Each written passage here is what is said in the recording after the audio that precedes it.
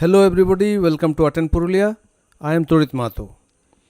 In the previous videos of this series, we have seen various aspects of painting using acrylics. Today, we'll see how to paint rocks and deserts using the same medium. The rocks and rocky landscapes can be of different varieties. Sometimes the rocks can be the main focus of your frame and sometimes just around other objects. Sometimes they can be in a desert or a dry landscape, and sometimes they can be near water like lakes or rivers or even sea. Rocks make a landscape much interesting and they can help you bring a lot of change in the landscape. At the same time, if there are too many of them, it can be monotonous and boring. Let's see how you can paint rocks and give them a realistic look. The first step of this lesson is that you forget the fact that you are going to paint rocks. By this, what I want to mean is that forget what you are going to paint. And this is applicable for not just rocks, it's applicable for painting anything, whether a tree or clouds or even a figure. Just observe the shape of the object, what you want to paint. Also observe the change in value of the colors because of highlights and shadows, and also the size of the objects in respect to each other in the frame of your composition. Before you start painting, another useful tip I want to give is that you must practice color mixing.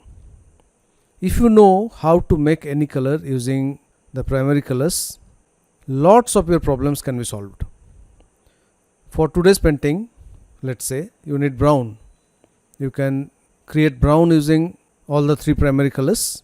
When you mix all these primary colors, red, yellow and blue, you get brown.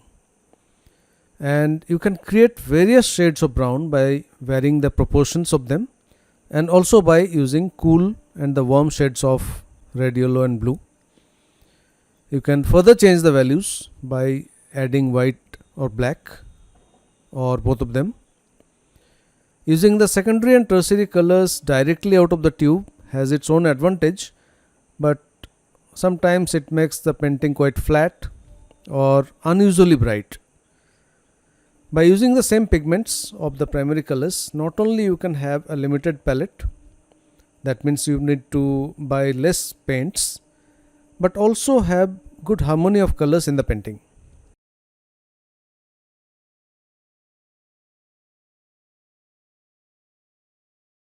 Today we'll see some generic rocks, which means generally rocks are of different shapes, roundish or squarish. Today we'll choose some roundish shape rocks, and thereafter we'll see a landscape of a rocky desert. Primary focus will be two huge size rocks on top of a hill.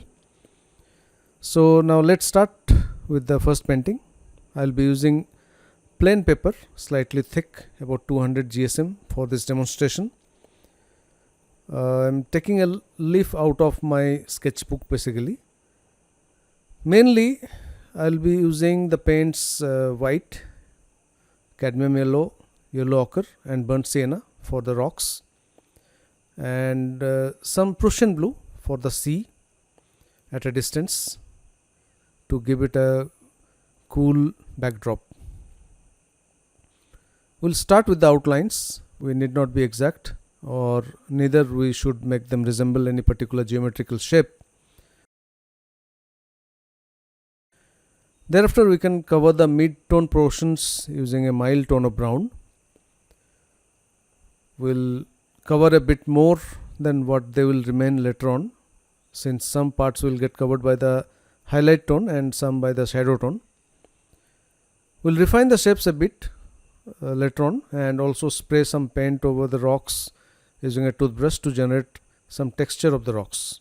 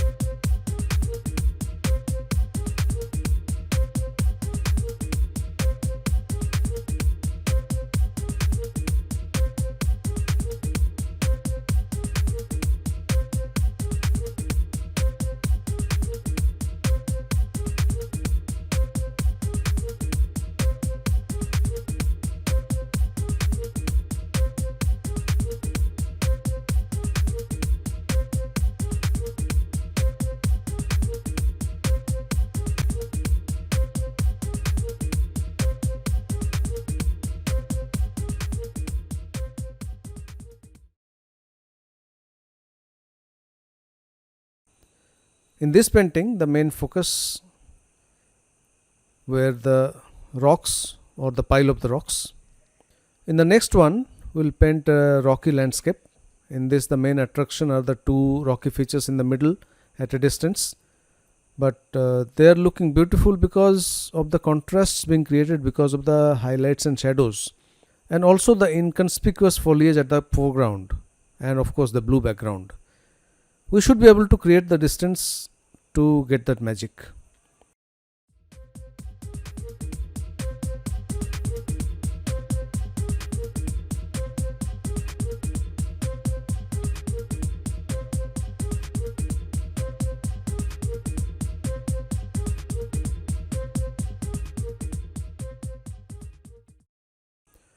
First, we'll give a generic coat of cobalt blue, slightly deeper on top and lighter at the bottom, that is the horizon side. And this is quite important to create the dramatic backdrop.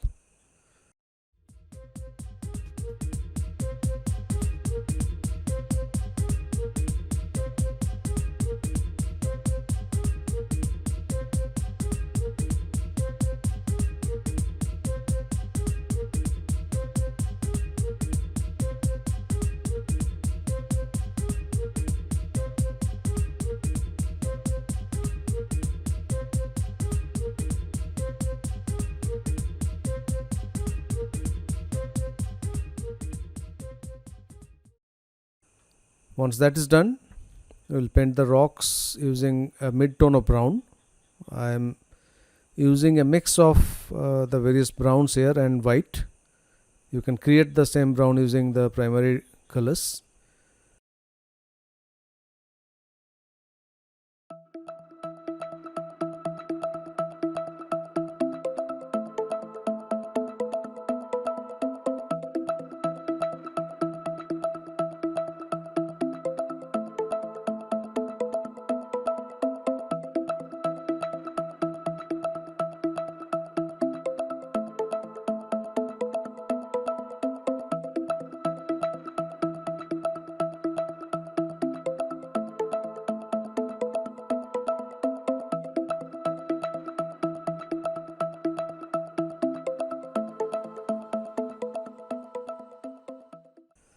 Once the layer dries, we can cover the foreground with some sap green and a bit of red I have mixed to tone it down.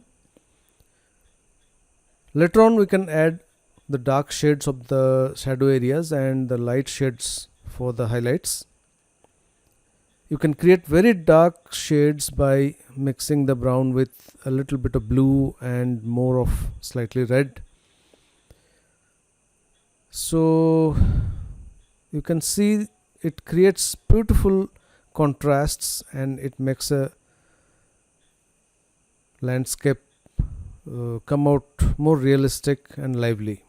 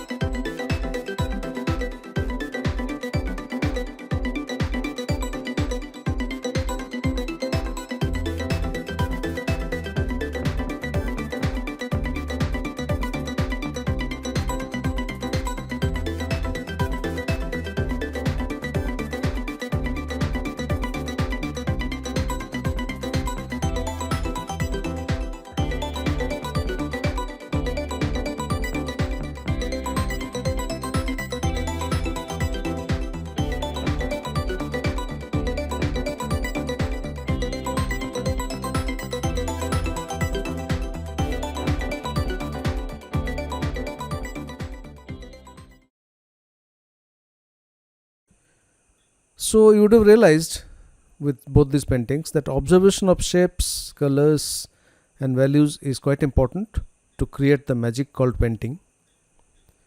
So thank you very much for being patient in watching the video and the instructions therein. In the next part of this series, we'll see how we can paint special subjects like light and glass.